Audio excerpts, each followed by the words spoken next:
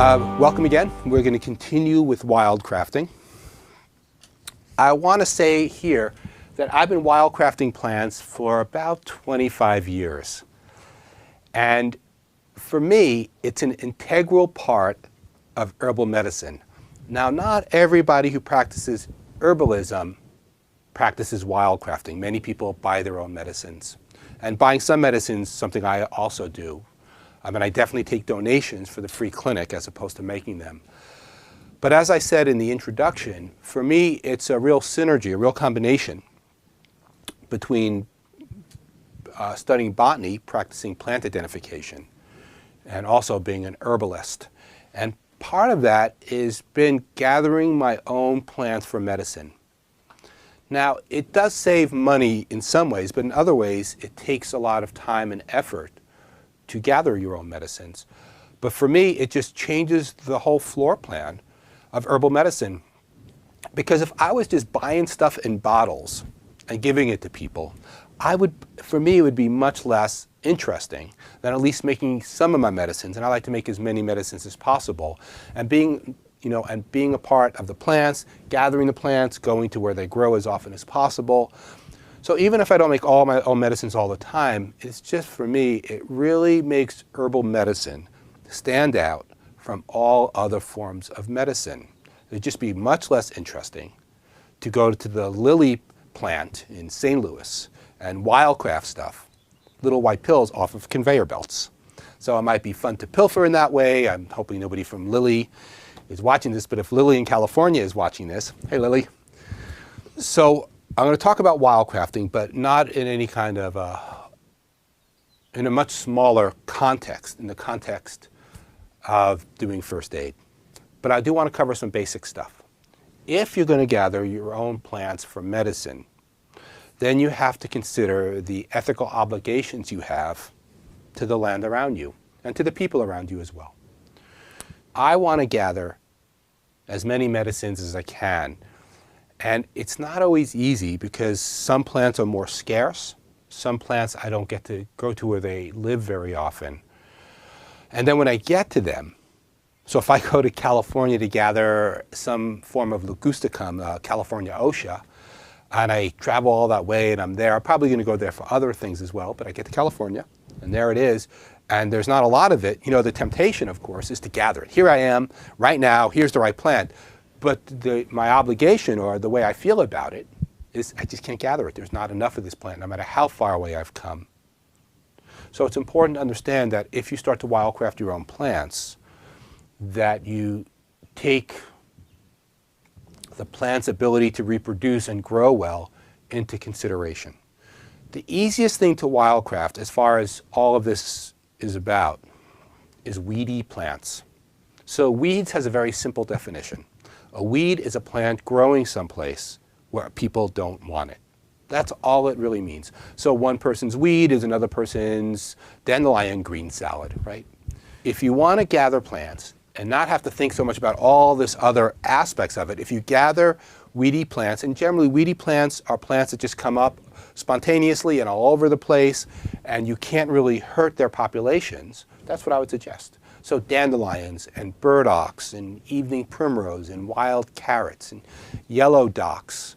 These are common plants that you can use. None of those, by the way, are particularly that strong for first aid, but they have a lot of long-term health uses. Some of them are native. Actually, the only one in that whole list that was native was evening primrose. And then often many of them are non-native. They're European plants or Asian plants that have come here and have just learned to adapt to changes in the ecology that humans bring wherever they go. So often in people's minds, they think about wildcrafting and they think a beautiful scenario with lots of time on your hand and far away from cell phones, and the weather is perfect, and there's the plants, gorgeous and abundant, and everything is going right, and you gather the plant and the plant comes out of the ground easy or it cuts down easy. And then, you go to this beautiful place and you make your medicine and it all goes well. Of course, that is the uncommon scenario. So while gathering your own plants for medicine is fun and often in beautiful situations, you're just as likely to spend days looking for a plant that you can't find enough of to gather. When you find enough, you're in Arkansas in July. It's 104 degrees out, and basically you don't need to go swimming because you are swimming in your own sweat. The insects are hovering around you and taking off pieces of flesh. They are wildcrafting your flesh for their own uses right now. Your tool just bent, and you don't know where you're going that night, and it's really different than this whole other scenario. Both can exist. I mean, I've gone to gather OSHA in the Rocky Mountains where it's abundant and beautiful, and I'm left up to my own devices, but definitely the other one is pretty common.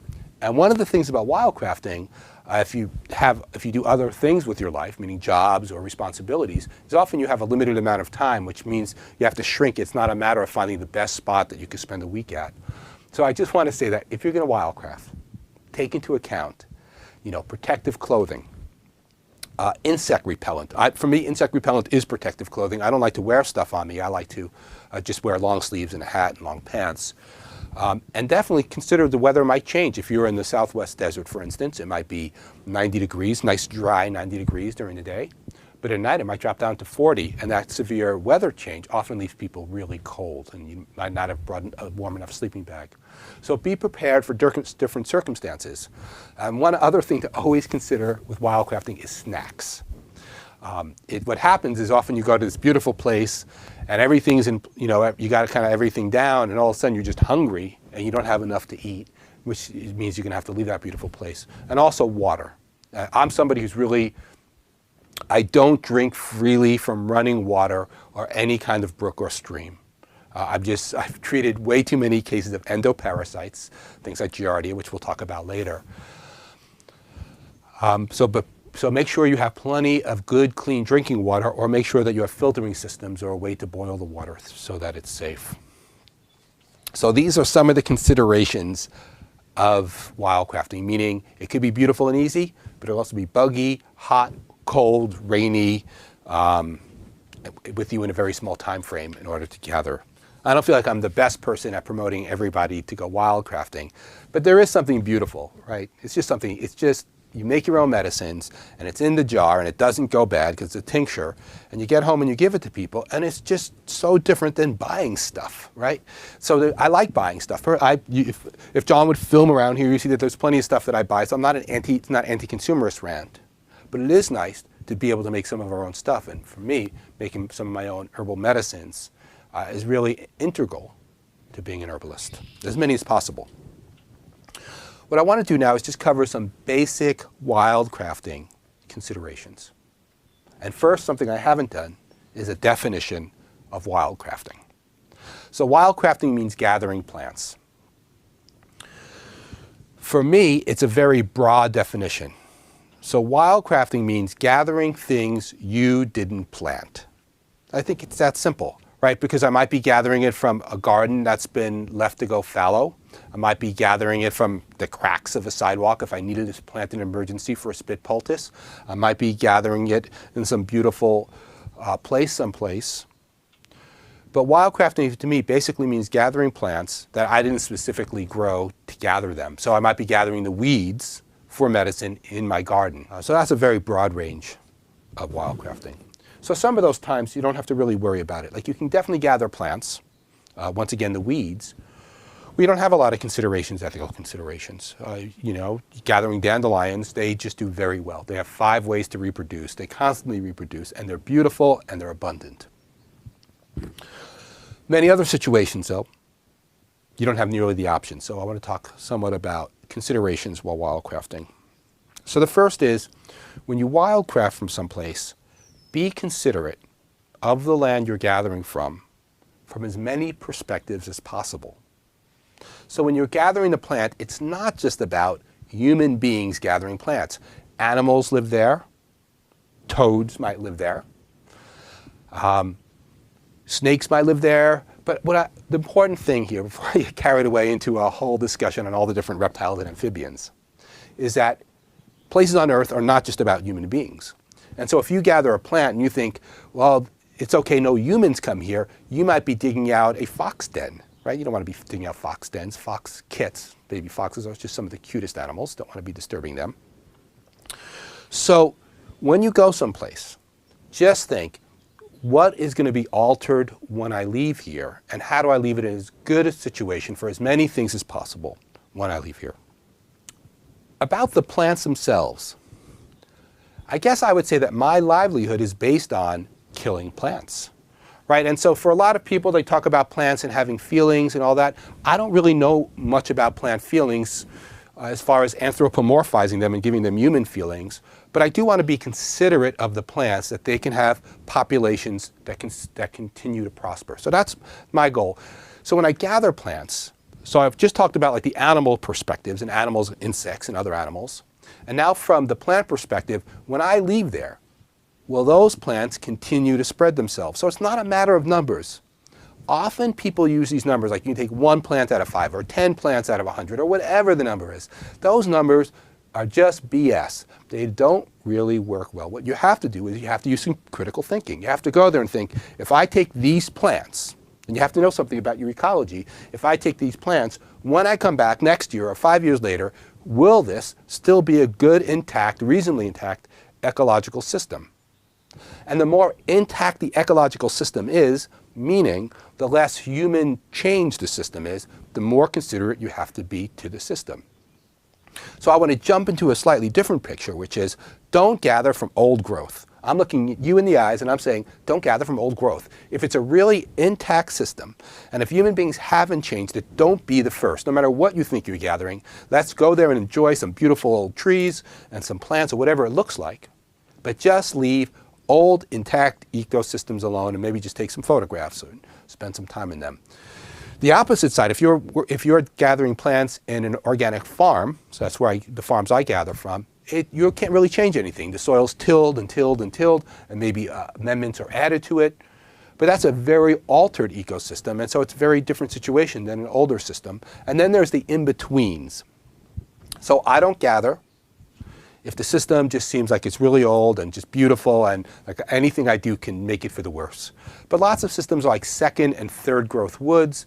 And second growth I probably leave alone. But third growth, tertiary growth, I might gather some stuff from. But once again, with an eye on making sure that I leave, that everything will refill in, however I gather that. So basically, one way to do this is just scan the place with your eyes and just think, when I leave here and I scan back, it still looks pretty good, knowing that there will be some holes that you've covered up well if you're digging, and there'll be some places where there'll be scars on plants if you're cutting, and that you're going to kill some plants. That's what we do as herbalists. We kill plants in order to make medicines from them, but we can do that in a way that does less harm to the greater population if we're careful. Other things you can do is gather some garbage. If you're in an area, lots of places I gather from are strewn with garbage, and so pick up some garbage, wildcraft some garbage. Wildcrafting is really just another form of dumpster diving. Except with dumpster diving, you don't have to worry so much about the ecological considerations of the dumpster you've just absconded from. But in some ways, I think about it, having been somebody who spent times gathering food from dumpsters, it's a little bit similar with wildcrafting. Basically, you're going to go, instead of growing stuff, you're going to find places where it's free. And so I just want to put wildcrafting into the dumpster diving milieu. Learn what plants not to gather. Forget about learning what plants to gather. Learn the plants that should not be gathered from different ecosystems. Once you know what not to gather, you're much safer. So whether they're poisonous, or they're endangered, or they're just exceptional in that area, learn the plants that you should leave alone. Learn your lady slippers, and learn your Virginia snake roots, and learn your ginsengs and golden seals. Learn the plants that basically we shouldn't gather because they've already been overgathered or were never very common to begin with. Teach other people wildcrafting ethics. It's helpful there. We'll cover a little bit more later, but make sure that your plant identification is good so that you're not gathering the wrong plants and throwing them out, or making worse, maybe even making medicines from the wrong plants and giving them to people. I would say be discreet in your wildcrafting locations. Some things you can show a lot of people, and some things, if they're real special to you, just you in that area. That way you can come back year after year. There's a whole other aspect to wildcrafting. It's a little bit like dumpster diving once again. That I won't get too much here, and that is its legality. Like anybody who's ever been chased out of a dumpster, I'm sure some of you have been chased out of dumpsters, maybe even the Aldo dumpster down in Ithaca, New York. That generally it is a kind of poaching, wildcrafting, unless you have express permission to gather there. So in other wildcrafting classes, we can go into a whole details about legalities in wildcrafting, but I just want to say that unless you've asked somebody, all land in the United States is either private or public. If it's private land, somebody owns it, and if it's public land, the government owns it. And so it's nice, I guess, in some ways that the government owns some land and protects it, but that doesn't give you permission to gather it. So there are ways to get permission. There's other ways to wildcraft without permission. But I just want to put into your mind that there might be a legal aspect to it, and that you can find other wildcrafters and discuss this part with them. If you're gathering plant parts that grow below the soil line, be really careful. Once you start digging, you start tampering. More than cutting, more than trimming. Once you start to dig holes in the ground, you not only take the root out, but you might alter the mycological associations associated there. In other words, plants, things, the soil is somewhat of a living organism. The healthier the ground, the more living the organism often is, the soil that is. So with fungi of different kinds and roots of different kinds interacting. So that's why I like to use a digging fork. Because when I use a fork and put it in the ground rather than a shovel, so if I'm digging plants and I use a fork, I can do less harm because I'm not hitting a hole in the ground. And maybe I'll ask John later, I can show you a demonstration of how to dig with a digging fork to do the least amount of damage. So learn how to use a fork well, gather those plants and tamp those holes back down and try not to leave big holes and disturb the soil very much. Some places it doesn't matter very much. For instance, once again, a farm, that whole system has been changed already and is now a new system. So careful about digging holes. You can gather and replant seeds. You could also replant parts of the plant. So if you gather something like a black cohosh rhizome, you can take a piece of that rhizome, the underground structure, and put it in the ground and tamp it down, and it might come back again. So definitely consider when you're gathering, you can even then replant that area a little bit. You're still altering it, but you can be restricting your damage. As I said, some of my favorite places to wildcraft are organic farms and gardens. So around in Ithaca here, there's lots of them. And I just asked folks if I can gather their dandelions and their yellow docks and burdocks. And often they don't mind it at all. In fact, it helps them keep down the weeds. When you're gathering plants, and there's some super strong looking ones, leave those if possible. And it is possible, right? Because often the strongest plants make the most seeds, which will help help the plants proliferate in that region. So when you're gathering, and there are some plants that look more spectacular than the others, just leave those alone if possible. You don't have to gather the weakest. Some people say like cull the weakest. In my mind, when it comes to wildcrafting, it's like culling, which means gathering the teenagers. So not the weakest, youngest plants, not the oldest, most mature plants, but somewhere in the middle. Be careful not to gather in polluted areas. That's a long discussion in itself. Suffice to say, avoid gathering near railroad tracks or factories. But there's other places, of course, too, that could be heavily polluted. And roots are the most likely part of a plant to be contaminated because they're going to pick up any heavy metals from cars. So now we've covered the wildcrafting. As a quick introduction, part of that is please go wildcrafting. It's great. It'll enforce that herbalism and make that herbalist part of you even stronger. Just get a few tools, get good quality tools, start there. Find areas that you'll do the least amount of harm in while gathering. Consider all the ethics and responsibilities and being respectful to property. And the reason that I'm discussing wildcrafting in this class, which is on first aid, is that if you know how to wildcraft well, along with knowing how to identify plants well, there are some plants that are very commonly found in the United States. There are some plants that are commonly found throughout the United States, like yarrow. And then there's a lot of plants that are really common in their own biosphere. So like chaparral, Larea species. There are huge parts of the Southwest that there's lots of chaparral. And so once you know how to identify it, there's a great anti-infective that you don't have to carry in your first aid bag. If you know how to use the different mallows, as a demulcent and an anti-inflammatory, then you don't have to carry so much of those, and you can find many kinds of mallows throughout the United States. So the reason I'm covering wildcrafting, first, it's an important part of my life as a herbalist. Second, as a first aid worker, all of a sudden you can carry less things with you, just a few tools, and make some medicines as you're wildcrafting. And I'll see you next for botany.